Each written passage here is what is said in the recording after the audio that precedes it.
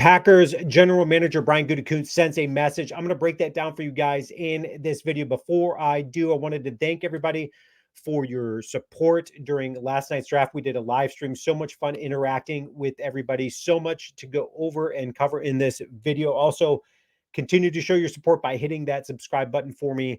So Brian Gutekunst really sends two messages. One is, hey, listen, I am all in. Jordan Love is our guy.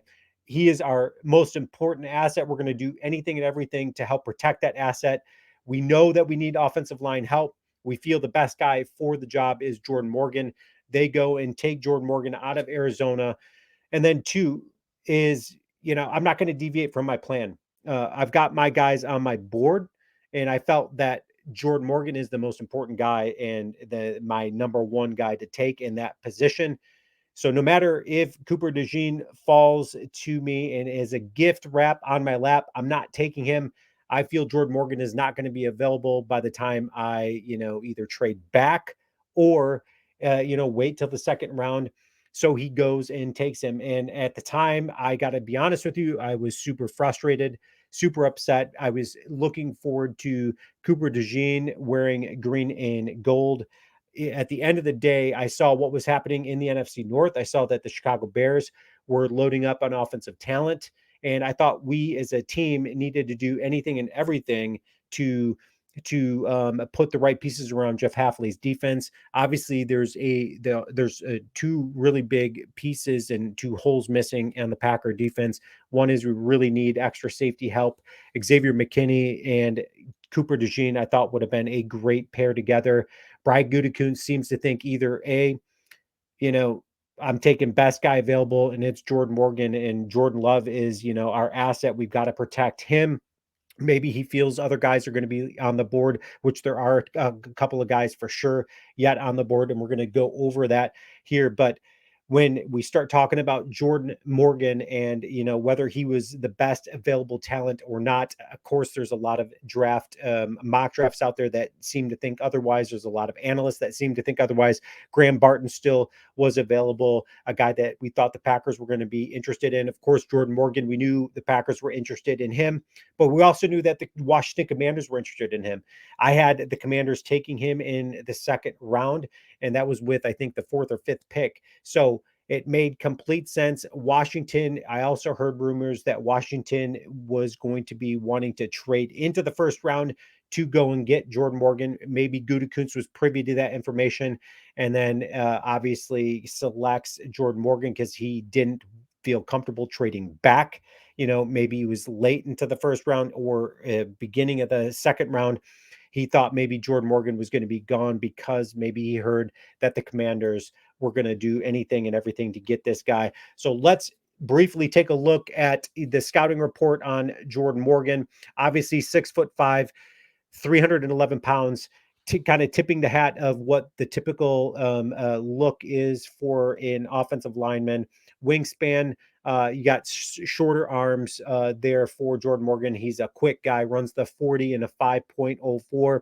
So, and he's got a nice vertical jump. So we know that there's a lot of positives to this guy, and we'll quickly just kind of gloss over the positives. But we do know is that, he is a plug and play type offensive lineman. Otherwise, Brian Gutekunst wouldn't have taken him as early as he did. He sees the future is bright, and there's a lot of similarities there between him and Bakhtiari. We know how successful Bakhtiari was in the NFL or is in the NFL, still a part of the NFL. So right here, positives for Jordan Morgan is good bulk and thickness throughout his frame. We know that he possesses excellent athleticism on the edge, good height, weight, quickness. And at the end of the day, when we start talking about Green Bay and what their MO is, they love guys that are versatile.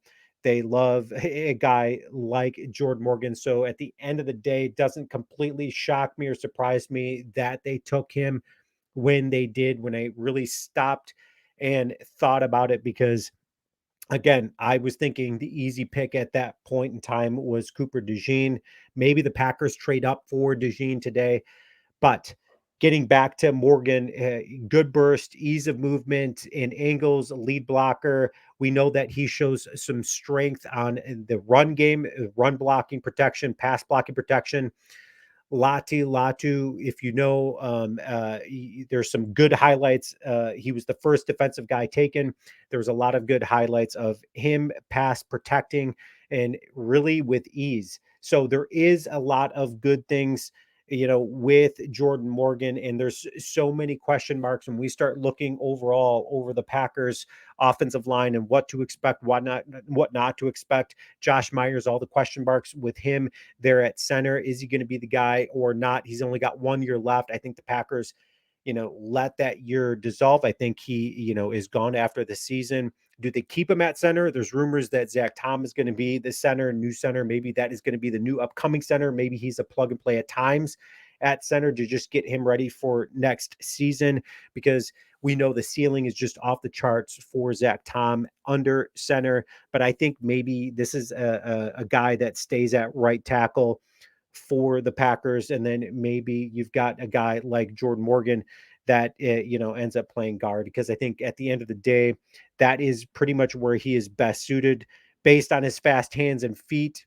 Um, Mind you, he's got a small reach, making him pretty much a better guard. He played left tackle in college, so you can make the argument that you can move, uh, you know, uh, you can move Rasheed Walker over to right tackle and then switch. There's a lot of things that you can do, but at the end of the day, Brian Gutekunst says he's going to put the best five out there. So when they're like, okay, where are you putting Morgan? Then in your starting lineup, and he just says, hey, we're putting out our best five. Sean Ryan is another guy that is going to be a guy that's competing for positions there. So at the end of the day, you want a lot of competition off on the offensive line front, and you want depth there. And that's exactly what the Packers did. Is exactly what the Packers do. Brian Gutekunst, he doesn't disappoint in the fact that he disappoints, because in the moment as fans, you see something and you see a guy like Cooper G involved to you, and it's like, oh my gosh, like this is a Christmas present on your front doorstep, and Gutekunst, just doesn't deviate from his plan. He's like, Jordan Morgan is our guy. I'm all in on this guy. I don't care who falls to me. This is our guy.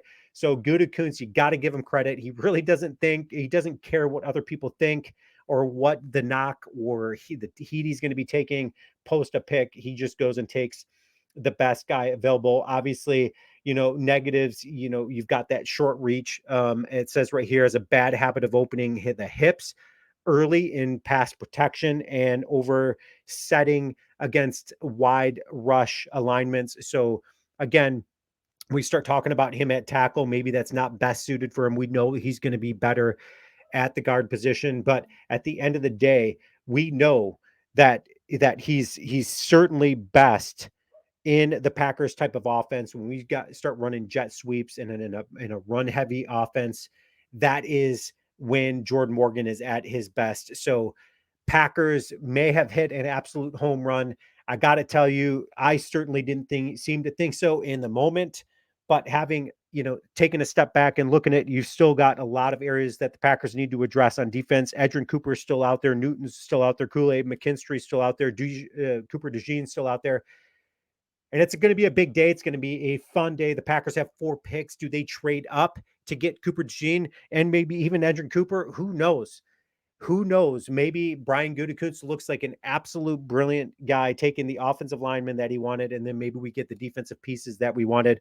But we do know that because of the way the draft fell, there are certainly a whole lot of defensive talent out there for the Packers to go and get. It's going to be a big and exciting day. 4 picks for the Packers today. Go Pack, go.